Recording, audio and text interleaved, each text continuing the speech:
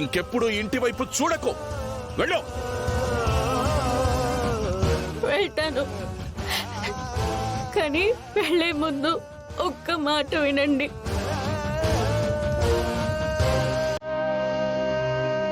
నాకు మీరు కావాలి నాన్న. నాన్న అనొద్దు.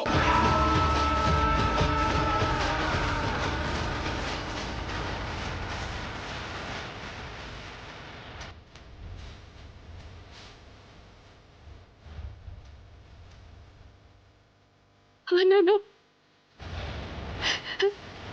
ఇకపై మీరు నన్ను పిలవమన్నప్పుడే పిలుస్తాను.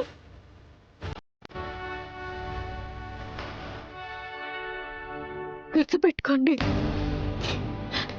మీరు నన్ను పంపించేశారు కదా అని ఆ ఇంటికి వెళ్ళను.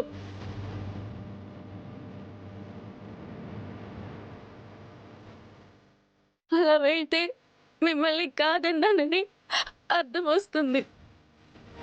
మీ ఇద్దరికి ఇష్టమైనప్పుడే నేను ఆయన ఒకటవుతాం.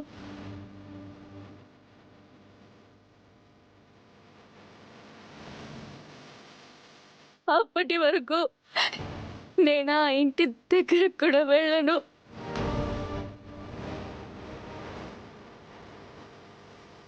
నాకు మీ ఇద్దరు కావాలి నాన్న. చూపులతో రమణి వేదనతో మనసున కురవడమే తెలిసిన మేఘ చినుకొని దాచుకొని బరువుని మోసుకుని అడుగుని కదుపుతూనే ఎదురు చూస్తూ ఉన్నాయా వద్దుంటున్నా ఆగలేక వెళ్ళాయి పొద్దు దారి లేక ఈ ఊరి పులిమేర ఆపలేక చూస్తోందిలా. అవును, పిచ్చే పట్టింది. నిన్ను కొట్టలేక ఈ గోరింటాకులో నిన్ను చూసుకుని దంచుతున్నాను. దంచేది మీ అమ్మనేనైనా నొప్పి పుట్టింది నాకమ్మాయి. ఆయన నన్ను కొట్టాల్సిన అవసరం నీకే వచ్చిందే. నేను బావని ప్రేమించి పెళ్లి చేసుకుందాం అనుకుంటే నువ్వు ఆ భూమి ప్రేమిస్తుందని చెప్పి బయట పెట్టేశావు. ఇప్పుడు అది తిన్నగా బావ దగ్గరికి వెళ్ళి తిష్ట వేస్తుంది. నా బావ ఇంకా నాకెక్కడ దక్కుతాడు? ఓహో, నువ్వు చివరి వరకు వినలేదన్నమాట. ఈ తప్పుడు దంచకుండా ఓ మాట అడిగేలా ఉంటే నేనే చెప్పేదాన్ని కదమ్మాయి. ఆ భూమి మీ బావింటికి కూడా వెళ్ళనని చెప్పి మరీ వెళ్ళింది.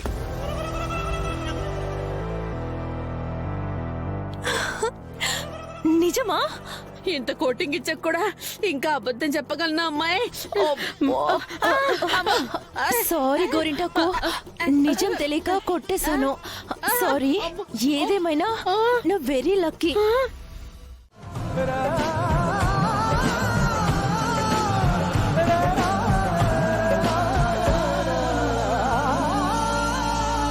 దేవుడా,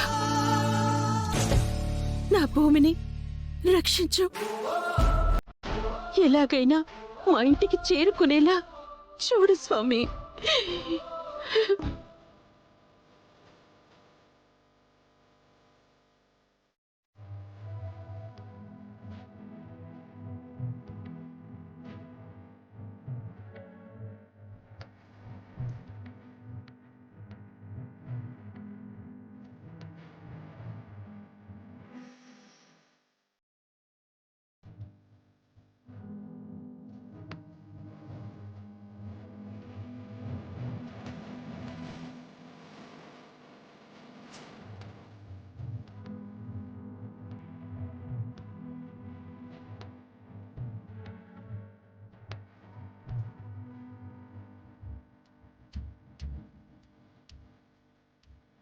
వస్తున్నా వస్తున్నా నీకోసం వస్తున్నా నీలో నా దాగున్నా.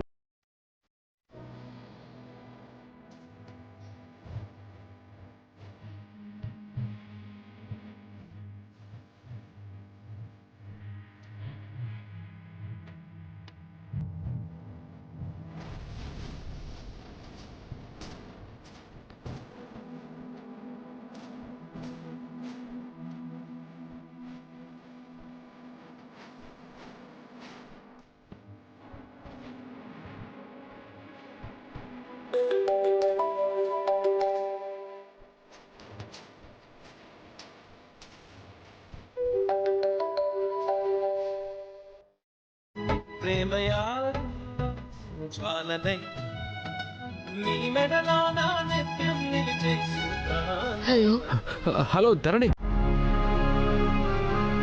భూమి ఆ శరత్చంద్ర ఇంటి నుంచి బయటికి వెళ్ళిపోయిందంట. తెలుసు. అవును, కరెక్టే. నీకంతా తెలుస్తుంది కదా. ధరణి, భూమి నన్ను ప్రేమిస్తోంది కదా. చెప్పింది. మరి నువ్వు చెప్పాలి కదా. ఎవరా శరత్చంద్ర? తనకి నిజంగా నాన్న ఏంటి? ప్రేమించిన వాడితోనే జీవితాంతం ఉండాలని నువ్వు నచ్చజెప్పి భూమిని నా దగ్గరికి పంపించాలి కదా. భూమికి నచ్చ చెప్పడం ఎవరి తరం కాదు. తను తనకి నచ్చింది మాత్రమే చేస్తుంది.